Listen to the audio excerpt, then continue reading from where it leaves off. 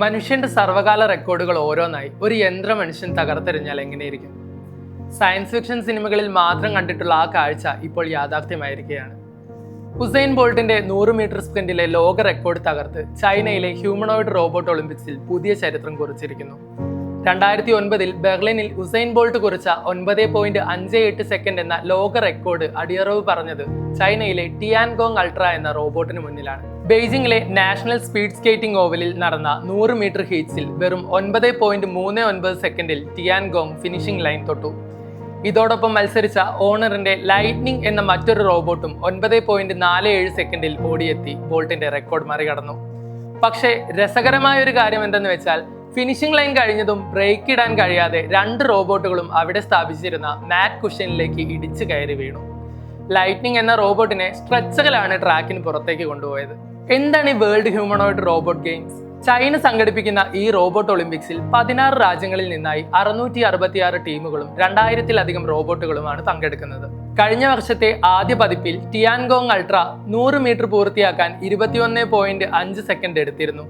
എന്നാൽ വെറും ഒരു വർഷം കൊണ്ട് 12 സെക്കൻഡിലധികം സമയം കുറച്ചാണ് റോബോട്ട് പുതിയ റെക്കോർഡ് സ്വന്തമാക്കിയത്.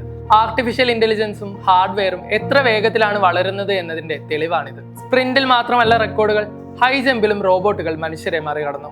1993 ഹാവിയർ സോട്ടോമേർ കുറിച്ച 2.45 മീറ്റർ ചാട്ടത്തിന്റെ റെക്കോർഡ് ഒരു റോബോട്ട് തകർത്തത് 2.88 മീറ്റർ ഉയരം ചാടിയാണ്. ഓട്ടവും ചാട്ടവും മാത്രമല്ല, ഈ ഗെയിംസിൽ 51 വ്യത്യസ്ത മത്സര ഇനങ്ങളുണ്ട്.